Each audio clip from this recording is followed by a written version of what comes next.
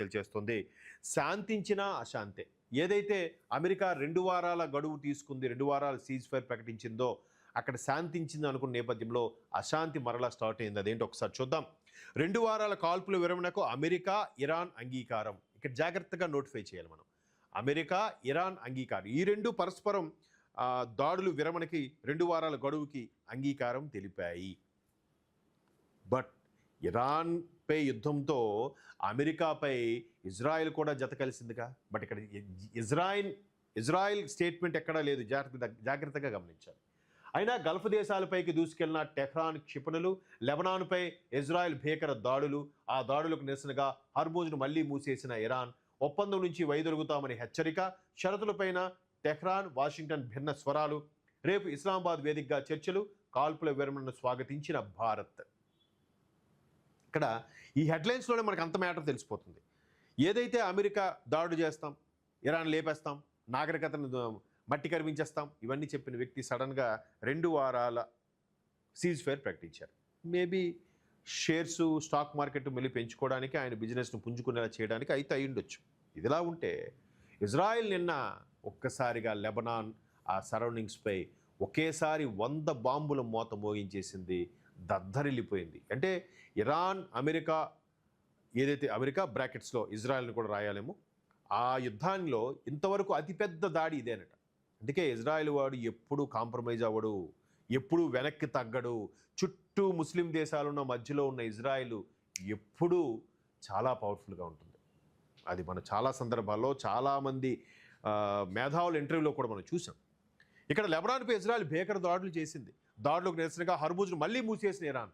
ఇంకా అమెరికాతో ఒప్పందం ఓకే, ఇరు వర్గాలు మీరు కాంప్రమైజ్, మీరే ఓడిపోయారు, నైతిక గెలుపు మాదే అని సంబరాలు చేసుకున్న ఇరాన్ ఒక్కసారిగా ఇజ్రాయెల్ దాడి చేసేసరికి అమెరికానే చేయించిందా లేకపోతే ఇజ్రాయెల్ చేసిందా అనే చందంగా మరొక్కసారి, అంటే వీళ్ళకి ఏం చేసినా ఆ ఒక్క హర్మూజ్ ఒక్కటే కనిపిస్తుంది. హర్మూజ్ మూసేస్తే మొత్తం ప్రపంచం అంతా స్తంభించిపోతుంది, మా సత్తా ఏంటో తెలుస్తుంది అనే కాన్సెప్ట్లో ఇరాన్ ఉంది తప్ప వాళ్ళని తిరిగి ఎదుర్కొనే సత్తా లేదు అని ఇక్కడ అర్థమవుతుంది మనకి. ఇరాన్ ఏమో మనం అనుకున్న చిన్న దేశం కాదు, అమెరికాకే గడగడలాడిస్తుంది, అమెరికా చెప్పిన షరతులకి రివర్స్ గేర్ వేస్తుంది అని అనుకుంటున్నారు. కానీ మరి మాట్లాడితే హర్మూజ్ జలసంధి ఎందుకు మూసేస్తున్నారు?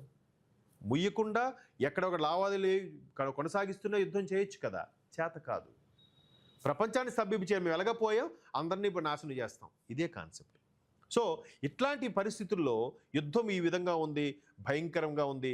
ఒకవైపు వాషింగ్టన్ ఒప్పందం, అలాగే ట్రంప్ ట్రూత్ అనే ఆయనకు మీడియా ఛానల్ ఉంది, మీడియా వేదిక ఒకటి ఉంది. ఆ మీడియా వేదిక ద్వారా ఎప్పటికప్పుడు కామెంట్స్ చేస్తున్నారు. మరోవైపు పెంటగాన్ ఇచ్చిన స్టేట్మెంట్ కూడా ట్రూత్లో ప్రచారం అవుతున్న ఈ ఇరు వర్గాలు శాంతి ఒప్పందం కాకపోయినా చర్చలకు రావాలి అని అనుకుంటున్న నేపథ్యంలో ఇరు వర్గాలు 15 రోజులు అంటే 2 వారాల పాటు సీజ్ ఫైర్ ప్రకటిస్తే ఇజ్రాయెల్ 8వ తేదీ సాయంత్రానికి అటాక్స్ చేసేసింది.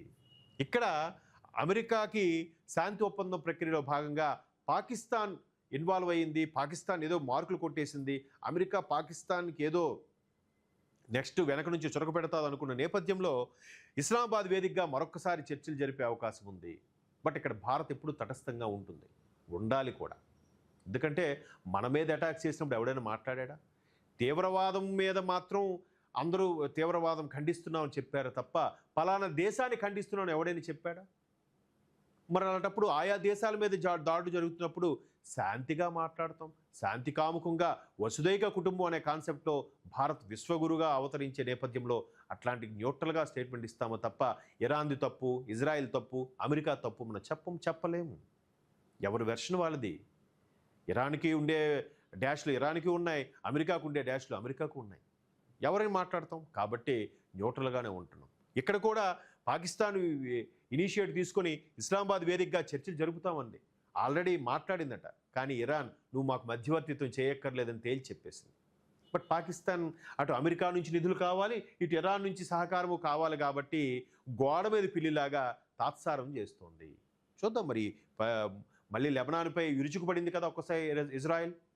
మరి ఇప్పుడు దీన్ని ఎలా చర్చలు చేస్తారు రేపు? అంటే ఏప్రిల్ 10వ తేదీన పాకిస్తాన్లోని ఇస్లామాబాద్లో ఈ విధమైన చర్చలు జరగబోతోందట. బట్ అమెరికా వాడు ఎలాగైనా హర్మూజ్పై గ్రిప్ సాధించాలని చూస్తున్నాడు. ఇరాన్ నీ అంతు చూస్తా, ఏదైతే హర్మూజ్ని మాట్లాడితే హర్మూజ్ అదొక్కటే దొరికింది అడిగి కాన్సెప్ట్, ఇంకేం లేదు వాడి దగ్గర. హర్మూజ్ని మూసేస్తాం, హర్మూజ్ని మూసేస్తే ఎవడొచ్చినా షిప్పులు పేల్చేస్తాం, ఇదే కాన్సెప్ట్.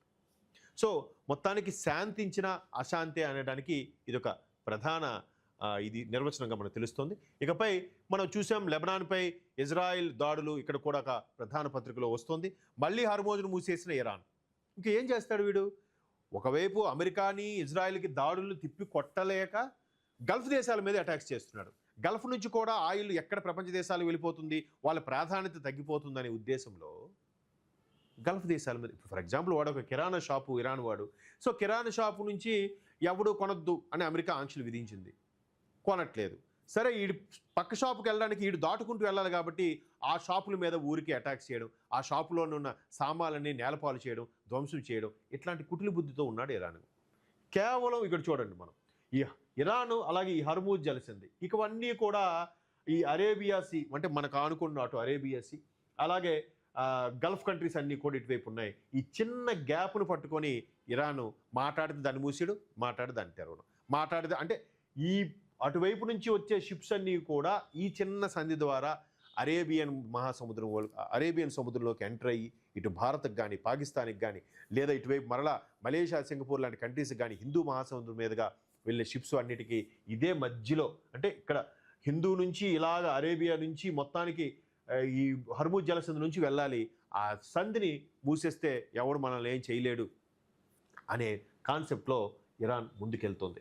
సో ఎక్కడ చూసినా ఈ పశ్చిమాసియా యుద్ధం వల్ల చాలా వరకు ఆర్థిక పరిస్థితులు మారిపోయి ఆర్థిక సంక్షోభం నడుస్తుంది. ఒకవైపు ప్రపంచమంతా ఆర్థిక మాంద్యం కొట్టుమిట్టాడుతుంది. ఆర్టిఫిషియల్ ఇంటెలిజెన్స్ ఎంటర్ అయిన తర్వాత ఉద్యోగాల కోత విధిస్తున్నారు, ఉద్యోగాల కొరత ఏర్పడుతుంది. చాలా అస్తవ్యస్తంగా ఉందనే చెప్పాలి ప్రస్తుతం.